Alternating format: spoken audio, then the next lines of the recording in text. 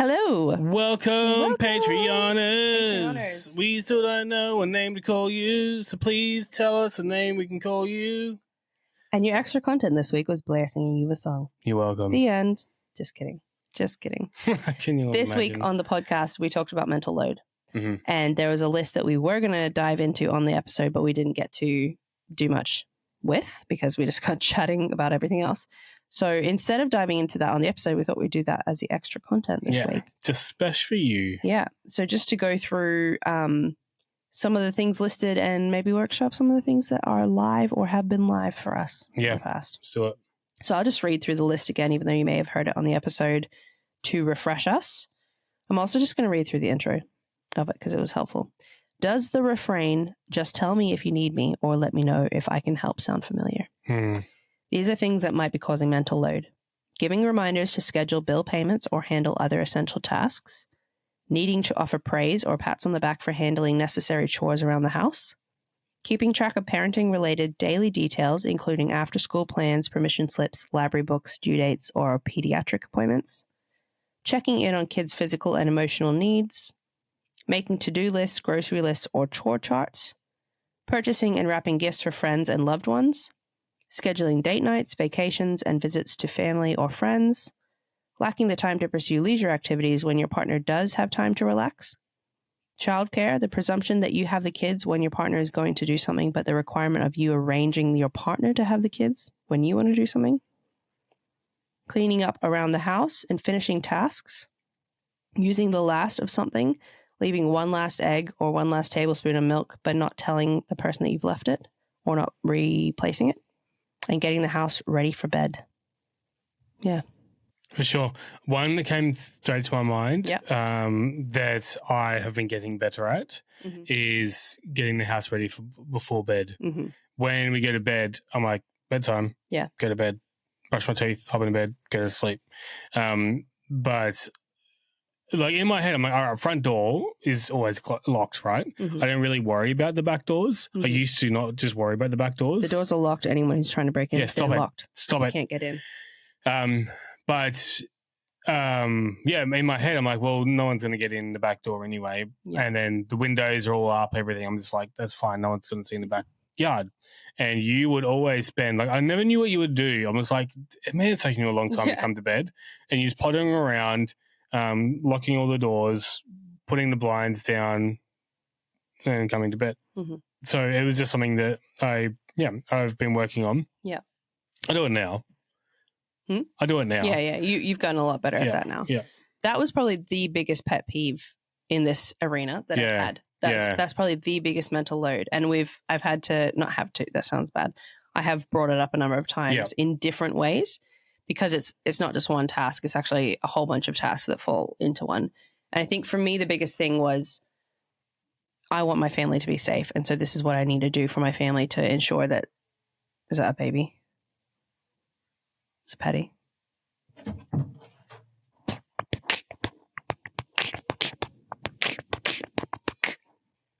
Sorry, we just had a baby intermission. He wet himself. The baby. We'll never know. So what I was saying is that for me, that was my thing for looking after my family. Like I was getting my house sorted so that my family would be okay. So it was things like locking the doors, making sure there's no food on the bench that was gonna like the kids could get in the morning if we didn't want them to, or that was gonna go bad. We are not great at getting on top of the dishes, but that would be one thing. Or leftovers that we needed to keep, so I'd put that in the fridge. Now with the Bonnie, like I'm trying to make sure there's no stuffed toys on the floor or things that the kids would lose their minds about if Bonnie destroyed. So I'll try to pick those things up. And then the biggest thing, and then I would check on the kids and stuff. And then the biggest thing was that when I would get to the room, you would often be lying down and the bed sheets wouldn't be straight. Oh, yeah. So I was like, could you not have straightened the bed sheets before you got into bed?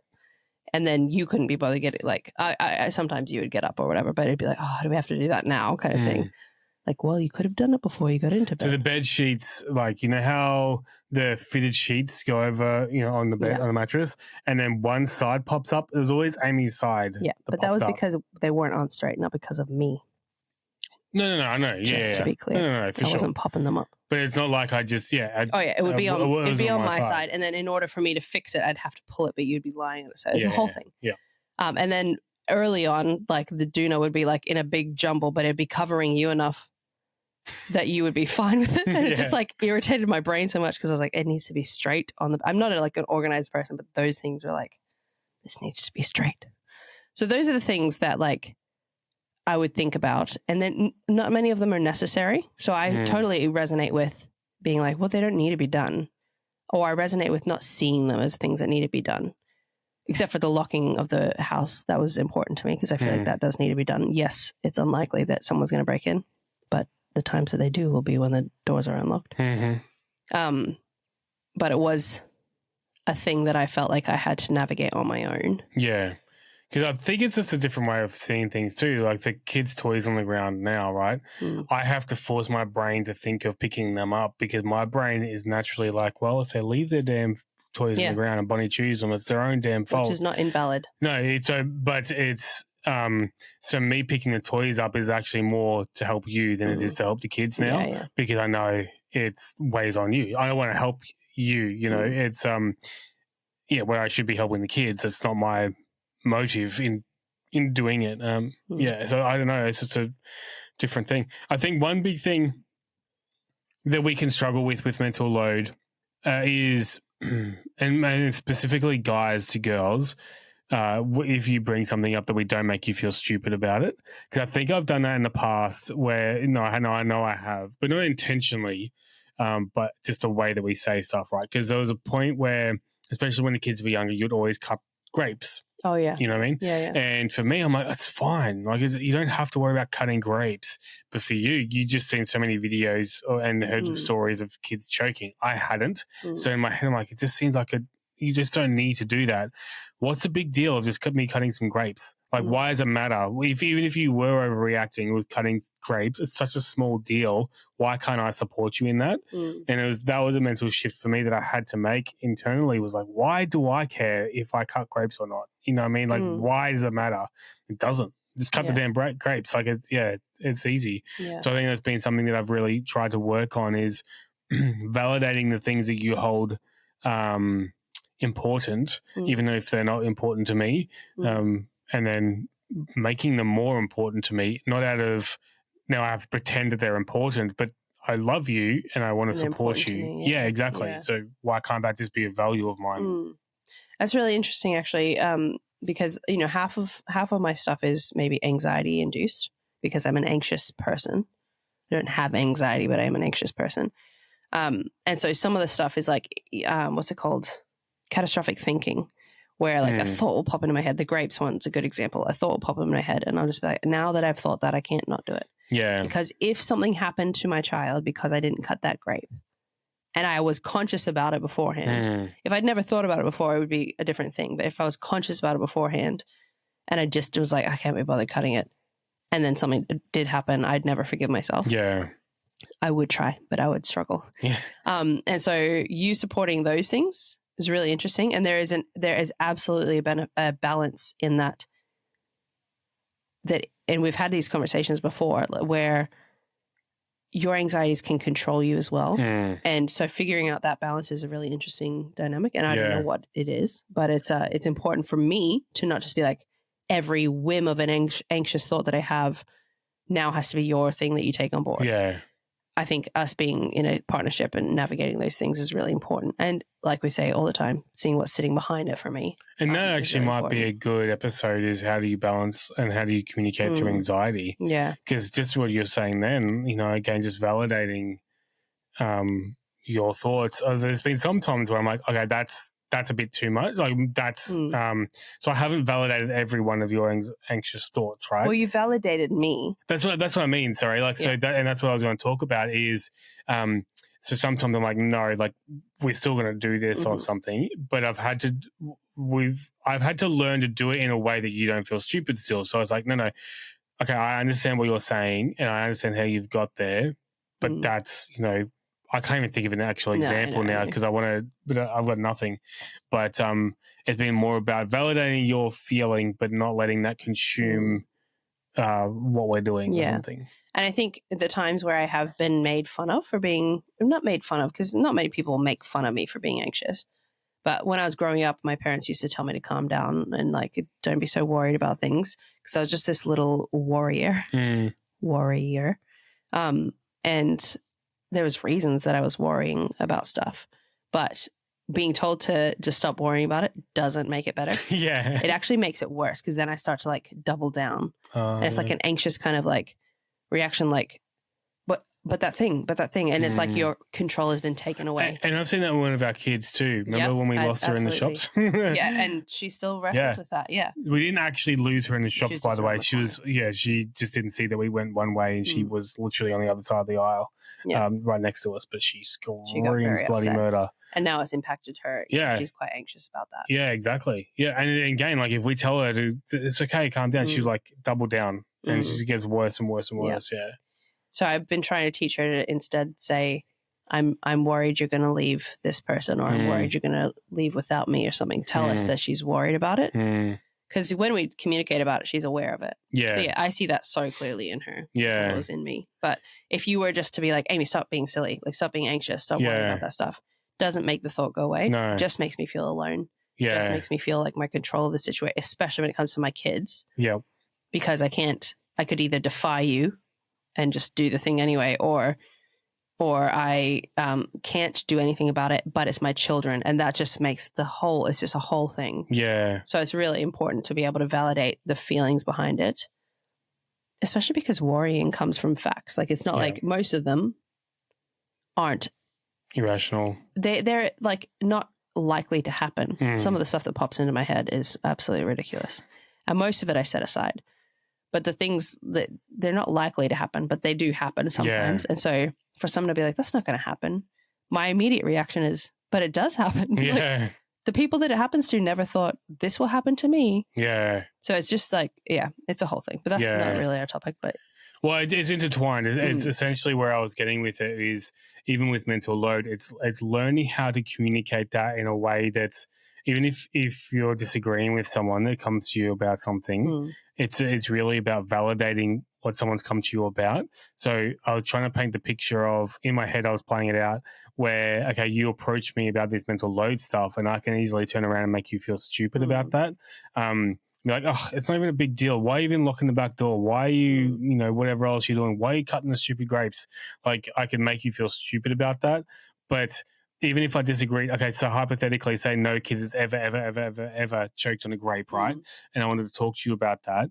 It's like, oh, I understand how what I would encourage people to do, and what I've been trying to do myself is validate your thought. Oh, that's a sucky thought. I can see how you'd be nervous about that. That's never going to happen. Yeah. And go from there, not a making you feel stupid thing. Because what we want to really be fostering is that you, again, feel safe to bring things up. But I have to be also in a place where I can be receptive. Yeah. If I'm going to shut you down, dismiss you, you're not going to feel safe to me. And I'm actually going to foster that within myself, that I'm not even going to really give you time of the day to bring stuff up. Yeah, so that's the challenge. Because honestly, I can't think of anything of a mental load example that has been the other way around. It's always been the thing that I can't think of any that you've done. Yeah. So that's what I mean is, so I feel like majority of the time it's the guy that's putting the mental load on the woman. I think that's personality as well. Like there would be some more like detail oriented or or anxious or whatever men that would do that stuff. Yeah. The other thing I was thinking though was you're so right in how you approach it is all the difference, because even though how you said it was still anyway. So basically if you were listening and you're like, yeah, I understand what you're saying, and then you said that's never going to happen. Oh, I kind of want to take that back straight away as soon as I said it. Yeah. So, but what would be really helpful is like, it might never happen. It might be, that might be the truth, but instead of saying that's never going to happen, saying, oh, I don't think that would happen because actually their airwaves, just pretending that grapes weren't chokeable, which they are extremely chokeable. Their airwaves are actually this large and grapes move at this, like if there was like a reason for it to not be the case, that's really helpful for me. And we had this conversation actually in one of our TikToks that has gone viral where you're telling me that I was beautiful. you didn't just say, no, you're beautiful. You are the most beautiful woman in the world. You didn't just say that. You actually explained why I am. Yeah. And a lot of people in the comments said that makes all the difference. And it's so true. Not dismissing someone, like listening to them and then saying, but I don't think that's a problem. And not kind of like validating the reason, or like, and almost validating them through why it's not a problem. Yeah. That shows me that you're actually thinking about it. Yeah. Because if you were to be like, you don't need to lock the door, you don't need to pick up the toys, you don't need to do all that stuff, and that's what you said, and I could see it's because you couldn't be bothered doing it. Yeah. That would be different to you being like, you don't need to lock the door because no one would actually get through the back gate. The back gate's too high or the back gate's locked or whatever. Like, and I could see, oh, you've actually thought about that. You're actually putting mental space into this. So it's not just a matter of you being like, no, I can't be bothered. Or you don't need to pick up the toys because Bonnie's actually sleeping in our bedroom now. So she's not in the lounge room to just pick up all the toys. Then I'm like, cool. He's thought about it. It's not just him being like, no, we don't need to pick up the toys. I think that's really important, that like you might not take on the mental load that the person is carrying, but proving that you have taken mental space to actually engage with that thing is really important, really key to making them feel validated, heard, understood, supported, even if you're not taking on, even if you don't think that's a good task to be taking on, especially if someone's balancing all these things mentally. One thing that throws that all out, even if it's not a necessary task, one thing that just throws out this balance that's going on in your head could really stress the person out. Yeah. Even though it seems weird because you're taking something off their plate. And so just being like, no, that's not necessary. Don't do that. It doesn't make it go away. It actually just makes it all out of whack because then you're adding other dynamics in and you're like, oh, but it does. But you saying, no, I've thought about it. We don't need to do that. Takes that space from me. Yeah. Yeah. No, that's good. Yeah. Anyway, the only other thing I was going to say about this list to bring up was the funny story of how finishing tasks is one of the things on the list. Finishing, so a partner might do a task, but they don't complete it. So a perfect example, my mom used to get so mad when we do the dishes because we wouldn't wipe the sink as well and clear out like the drain from food, which I don't do a great job with that now as an adult. But the story I shared with Blair a little bit before was he used to sweep the floor, which was so lovely of him to sweep the floor. But I can't remember, I think we had 2 little toddlers at the time, and he would just leave a pile of stuff because he'd be like, well, I just collect it in the corner and get it later. But he'd leave it in the corner and then the kids would kick it everywhere. So I'd end up sweeping it again or like sweeping it up into a dustbin and putting it in the bin. And I just remember being like, such a helpful task, but it's so unhelpful. Like almost worse than just not sweeping at all. I'm not laughing that I didn't pick it up. I'm just laughing because I'm picturing the boys just like, and I would just see this little like pile in the corner, like. Anyway, he doesn't do that anymore. No. We don't sweep, so maybe that's why. Yeah, we just vacuum. But anyway, that's the end of mental load. Huge topic. We could talk about it for 5 episodes and probably never finish it. But this is your little extra chat with us. Thanks for being here to workshop some of this stuff. And thank you so much for your support, guys. 100%. Really, really mean it. Thank you so much. It is amazing. Thanks for the chat. See ya. Bye.